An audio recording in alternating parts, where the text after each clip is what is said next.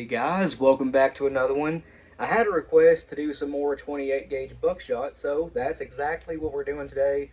This is going to be a 16 pellet assembly of 24 cal number 4 buck. Although I have some shot right here.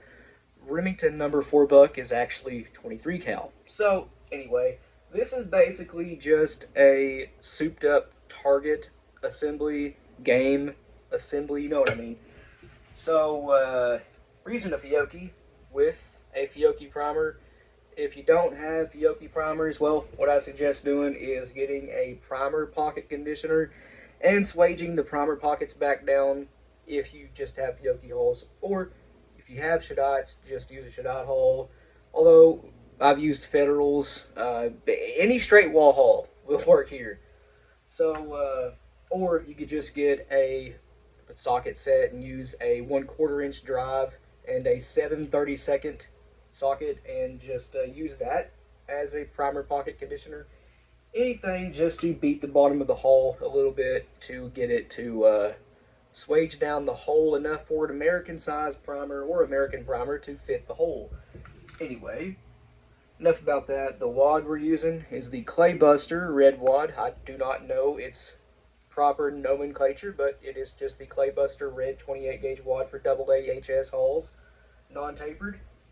We are using, I was going to say 16 pellets of number 4 buck, which is 0.755 ounces. So basically right at 3/4. The dust we're using, there it is. Nope, that's not it either. Oh, how could I miss that? Yeah, we are using this one, which is my favorite. Number of the day is actually 14.5, which will get this up to, in a 28 inch barrel anyway, about 1250 FPS, hovering closer to 1300 sometimes. We've shot so many of these guys. And, well, if you want a little bit faster, you can go to 15. That will get you 1300 FPS. If you want to use buffer, we're not using buffer today.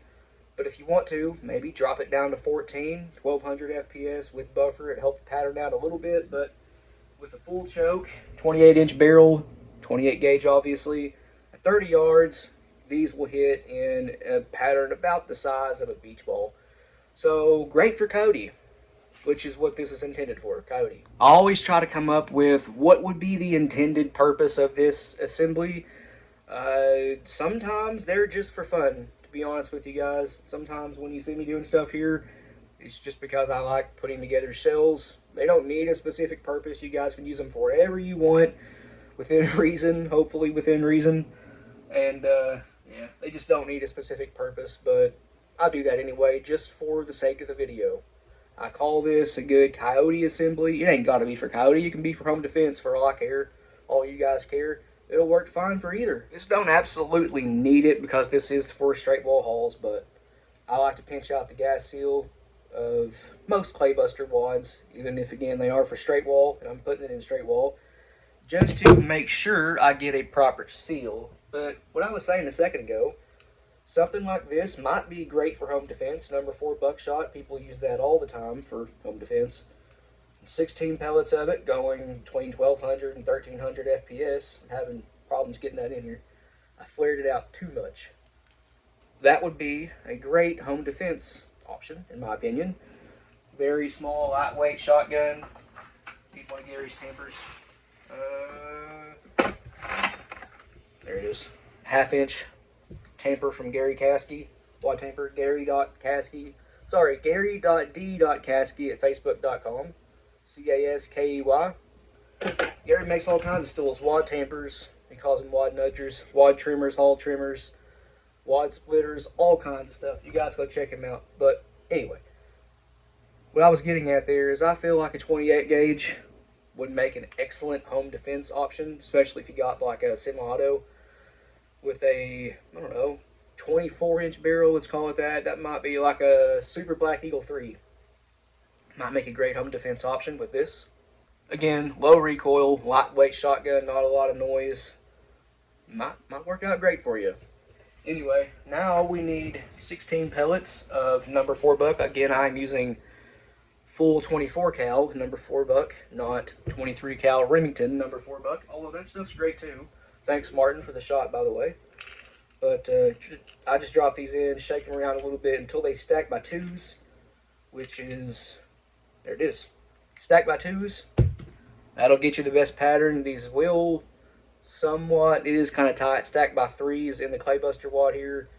I don't bother with that. I just let them go by twos because it is, again, better for patterns. Pellets stacked by threes have more contact with each other, which creates more dimples, more defects in the pellet. And the more round the pellet is, the better it'll fly. I'm sure all you guys watching know that. So, pellet stacked by twos is always the way to go with me if possible. It ain't always possible, though. Okay, so 16 pellets are in here. Again, stacked by twos. Try to show you. I'm afraid they're going to fall out though, but if not, you can see that one right there is right below the crimp line, exactly where it needs to be. 12 of these fit inside the shot cup, so those 12 are going to hit in a very condensed area. You got 4 outside of it. A total of 16 pellets. Those extra 4 are going to have a little bit more spread to them, but with this one, you don't generally see any flyers. Sometimes you don't even notice the 4 that was outside the shot cup. They are right there with the other 12. We have patterned this one so many times, both on and off camera. We can confidently tell you this one is a good one. And of those 4 that are outside the shot cup, it's really only the top 2 pellets that are fully outside of it. The 14th and 15th pellet, no, that's wrong. The 13th and 14th pellet are half inside, half out. You might as well just call it out. Anyway, lastly here, I just have a pretty thin 28 gauge overshot card.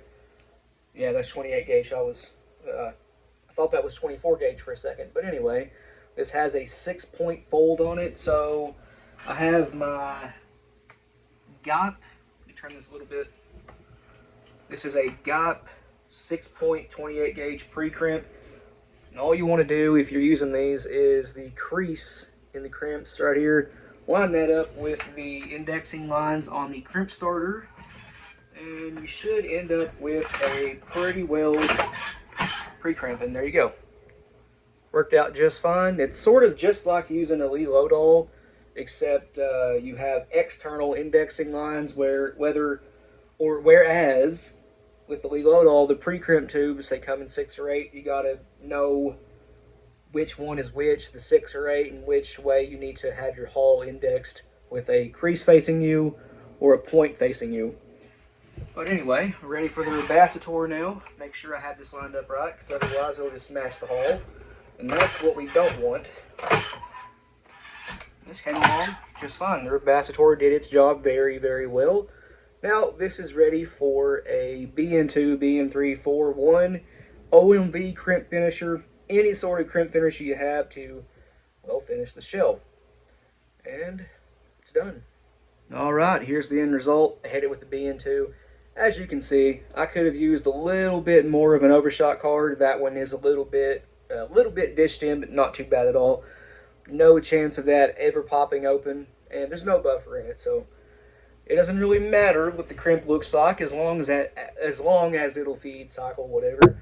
That is a good one right there. Again, we have shot so many of these, we just know what to expect. It's about a beach ball size pattern with a full choke at 30 yards. So, very, very good buckshot assembly here. Again, I'd use it for coyotes, but you can use it for whatever you want within reason. In case you don't know, or maybe you've never seen our videos before, or something, the biggest size buckshot you can use in 28 gauge straight wall, not tapered, straight walls, is 275 cal, which would be like number 2 1/4 buck, I guess. There's so many different sizes of number 2 buck.